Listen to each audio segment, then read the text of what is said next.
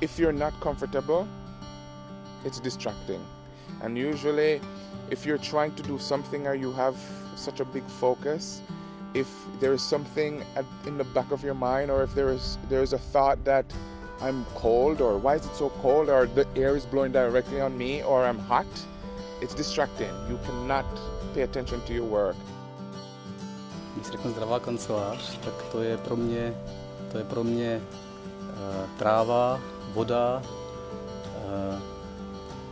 ptáci, žáby, příroda okolo mě a samozřejmě zdraví prostředí v kanceláři, to znamená vzduch, teplota, vlhkost, všechno, co k tomu patří. Všetko súvisí s produktivitou práce jednoducho. Keď sa niekde človek cíti dobre, tak aj tá produktivita automaticky stúpa. A v zdravej kancelárii je to jednoduché docieliť, pretože to prostredie je naozaj pekné, je tam veľa zelene, človek môže výjsť na terasu, kde je jazero, keď má chuť, tak si vyzuje topánky a môže si namočiť nohy do vody, môže sa poprechádzať okolo jazera, všetko to má proste pozitívny vplyv, lebo sú to všetko prírodné elementy, ktoré na ňo pozitívne vplývajú.